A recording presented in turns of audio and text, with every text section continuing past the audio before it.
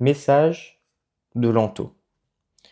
Il y a beaucoup à dire et à penser sur le respect de la vie, car, souvenez-vous, la vie vient de Dieu, et quelle que soit la forme qu'elle revêt temporairement, elle est prédestinée à retourner à l'état divin. C'est pourquoi j'ai enseigné le respect de la vie pendant des âges. Quand cette vénération est suffisamment grande, la science de la précipitation devient facile, car votre révérence est impersonnelle et vous aimez toute vie de la même manière et d'une façon impersonnelle et harmonieuse. Il n'y a pas de noyau d'égoïsme pour arrêter la libération du bien de votre corps causal, pour bénir toute la vie emprisonnée où qu'elle se trouve. Il est facile de vénérer un individu, ou quelques-uns, avec lesquels vous êtes en association au cours d'une incarnation, mais la grande vénération impersonnelle pour toute vie arrive au fur et à mesure que vous apprenez à profiter de nos enseignements et de notre radiation. En Chine, il y a des âges de cela, on enseignait la vraie loi quant au respect de la vie, non seulement de l'homme, mais aussi de la plante. Aucun être humain se conformant à cette vraie loi n'aurait coupé ne fût-ce qu'une fleur de sa tige.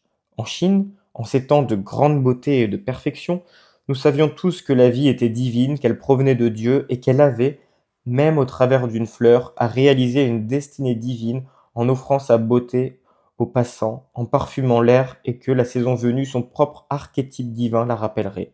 Ainsi, nous évoluions dans cette magnifique révérence de la vie et d'autrui, de ceux aussi qui venaient nous convertir à diverses croyances religieuses dans lesquelles cette révérence n'était ni connue ni ressentie.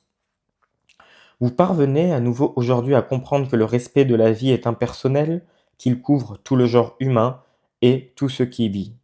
En apprenant cela, vous devenez alors les pouvoirs de précipitation du bien. Ce qu'une petite rose peut faire, l'être humain le peut certainement aussi. La rose suit son schéma divin et elle fleurit quand arrive sa saison. L'homme et la femme doivent parvenir à un point où ils peuvent révérer la vie qui est en leur fort intérieur, puis, le temps venu, l'accroître en amour jusqu'à ce qu'ils deviennent le Christ manifesté où qu'il se trouve. Voilà le plus grand enseignement qui existe dans le monde entier, la plus parfaite compréhension, la plus grande loi spirituelle de cet univers. Apprenez à révérer la vie et, si vous le faites, vous avancerez sans hâte, vous ne connaîtrez ni l'amertume ni la détresse. Vous parviendrez à un mode de vie plein de grâce qui est celui du Maître ascensionné, Saint Germain.